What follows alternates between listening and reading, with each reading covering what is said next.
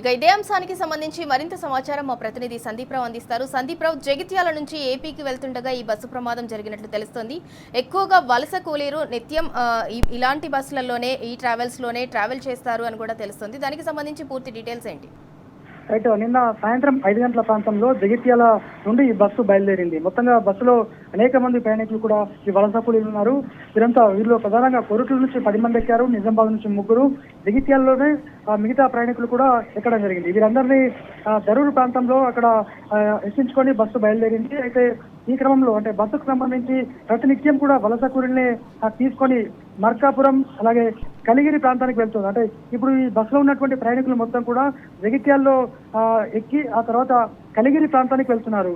పొట్టి శ్రీరాములు నెల్లూరు జిల్లాకు సంబంధించినటువంటి కనిగిరి మండలంకు చెందినటువంటి వారిగా మనకు ట్రావెల్స్ వారు ఇచ్చినటువంటి రిపోర్టు ప్రకారం అర్థమవుతోంది. మరి అందులో వీళ్ళంతా కూడా నిత్యము అక్కడ నుంచి వలస వస్తూ ప్రధానంగా నూతనంగా నిర్మించేటువంటి భవనాలు కావచ్చు, ఇతర వాటిని మేస్త్రీలుగా ఇక్కడ పనులు చేస్తుంటారు. మొత్తానికైతే వీళ్ళు గతంలోనే అంటే వీటికి సంబంధించి ఆన్లైన్ బుకింగ్ కానీ ఆఫ్లైన్ బుకింగ్ కానీ ఏం కూడా ఉండదు.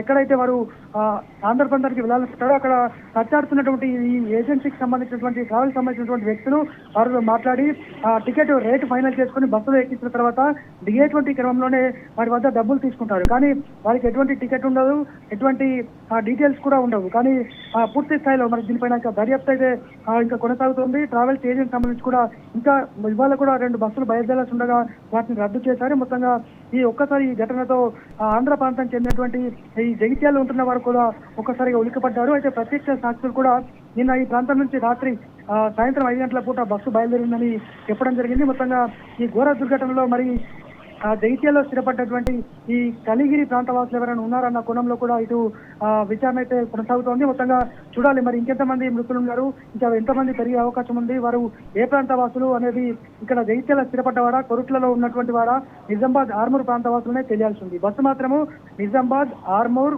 కొరుట్ల, మెట్పల్లి, జగిత్యాల ఈ 5 ప్రాంతాల్లో ఉన్నటువంటి వ్యక్తులను జగిత్యాల వేదికగా వారిని నిత్యము ఏ రూట్ అయితే అంటే వాళ్ళు వెళ్ళేటువంటి మెజార్టీ ప్రాంతాలకు ఎక్కువ ఎక్కడ ఉంటే వారిని మాత్రమే తీసుకొని వెళ్తుంది. ప్రత్యేకించి ఒక రూట్ అనేది ఏం లేకుండా ఉదాహరణకు జగిత్యాల్లో 10 మంది మాత్రమే ఎక్కితే వారితోటి వరంగల్ వెళ్ళి అక్కడ ఉన్నటువంటి ప్రయాణికులను మరొక బస్సులోకి షిఫ్ట్ చేస్తూ ఇలా షిఫ్ట్ల వారికి అంటే మరొక బస్సులో ఎక్కిస్తూ ఇలా నిండినటువంటి క్రమంలో బస్సులు మారుస్తూ వీళ్ళంతా కూడా పంపిస్తారని మనకు ప్రాథమికంగా తెలిసింది. మొత్తానికైతే ఇంకా ఎంతమంది ఉన్నారని మాత్రం తెలియాల్సి ఉంది. Sindhura. Right, thank you Sandeep Rao.